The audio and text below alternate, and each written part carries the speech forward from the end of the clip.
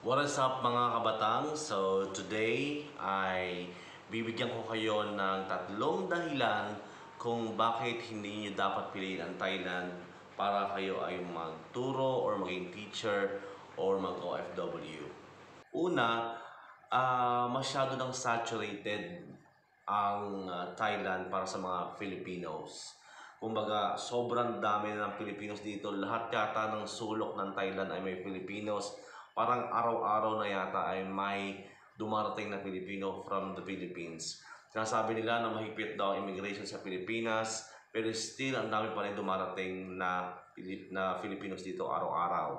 Makikita niyo lang dito yung mga posts sa mga Facebook groups, sa mga Facebook pages. Ang daming mga Filipinos ang naghahanap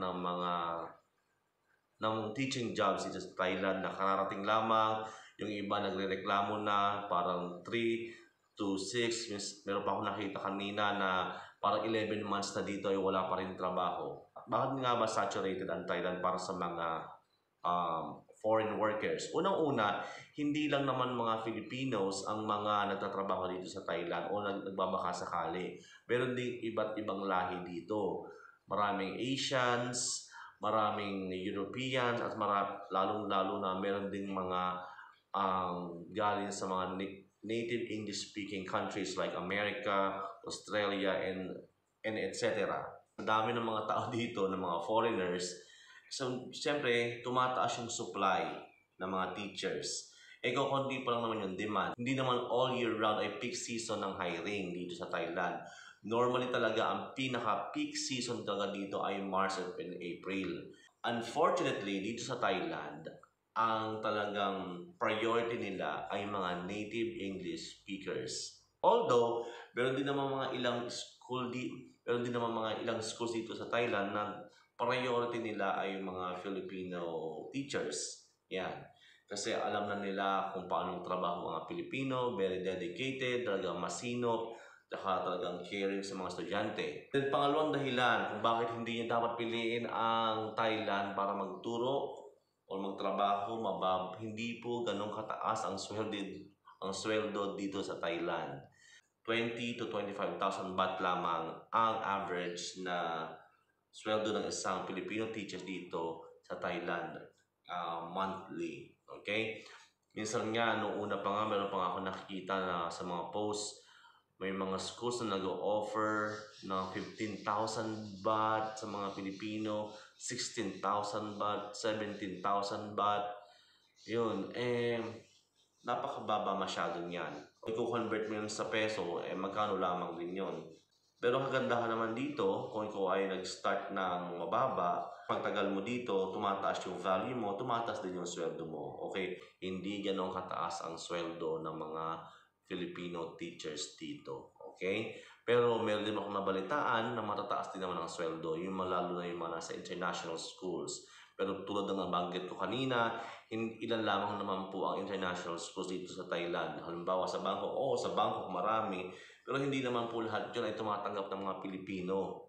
Talagang ang priority nila talagang by school policy na kailangan ay mga native English speakers. Okay? Kasi dito sa Thailand, ang mga native English speakers yan, talaga yung mga, ewan ko, for some reason, yung mga parents, nag-ahala nila na pag yung kanilang anak ay naturuan ng isang native English speakers ay mas madaling matututo o mas magiging kaboses o kasound ng mga Americans, ng mga Australians. Yun yung mentality ng mga parents dito. Kaya naman sila, kahit pa magkano yan, libo-libong baht, kailangan may pasok nila yung kanilang anak sa isang school sa isang international school na ganyan. Kaya naman yung ibang mga schools, mga private schools, mga international schools, ang ginagawa nila, talagang ginagawa nilang front yung mga native English speakers. Kumbaga, marketing strategy siya. Pangatlong dahilan kung bakit hindi nyo piliin ang Thailand dito magturo o maging OFW, napakahirap at mabusisi ang work visa at work permit dito. Marami dito sa Thailand na napipilitang magtrabaho kahit naka-tourist visa kasi yung mga employers nila ay hindi pwedeng kumuha ng work permit for them. Hindi talaga pwede magtrabaho ang sino man, anumang lahi, ang naka-tourist visa dito sa Thailand. Pag nahuli ka, pwede kang ma-deport. Sir, bakit hindi na lang bigyan ng work permit ng mga employers, yung mga Pilipino na nagtatrabaho under tourist visa? The most of jobs dito sa Thailand, ang priority nila ay mga Thai. Siyempre, compare natin ang Thailand at saka, for example, ang Dubai na lamang, okay? So sa Dubai, kung pupunta ka sa mga malls, sa mga commercial establishments, malabo hindi ka makakita bawat establishment doon may Pilipino na naka-front line. Yan. Kahit saan siguro pumunta doon na shops sa Dubai, restaurants man, o kahit sa mall na lang, sa mall, maraming mga Pilipino. Ibig sabihin, pwedeng yung uri ng trabaho nyo ay pwede sa mga ibang lahi sa Dubai. On the other hand, dito sa Thailand, hindi pwede. Yung mga sales staff na yan, office staff, yung IT staff, yung mga ganan, lalo na yung sa mga agriculture, of course, yan ay para sa mga Thai lamang. So kung i-apply ng Thai employer yung kanyang Filipino employee ng work permit, dun sa application ng work permit, meron dong isang portion na ang tanong ay, anong dahilan kung bakit kailangang foreign workers ang iyong i-hire instead na Thai?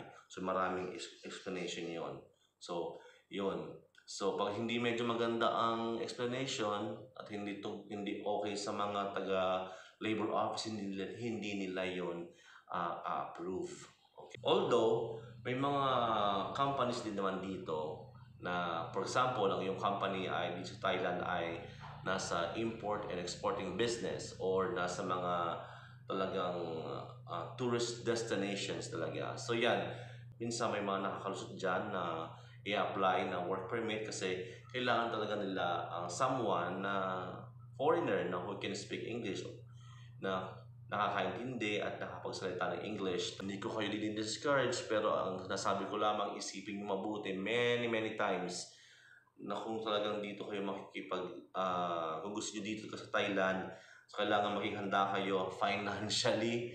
Yan, financially. Kasi kung halimbawa, nasa tourist visa kayo at nakakuha kayo ng part-time job, unang-una, risky. Pangalawa, risky dahil pwede ka mahuli ng police at ipa-deport. Pangalawa, kailangan mo mag-renew ng visa o kailangan mo lumabas ng Thailand every 1 to 2 months para i-renew ulit yung tourist visa. Again, hindi ko kayo din-discourage mga Pilipino na pumunta dito.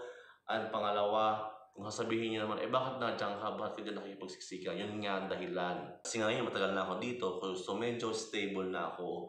Medyo alam ko na yung galawan dito. Alam ko na yung mga techniques. Paano makakuha ng mga schools or company na matataas ang bigayan.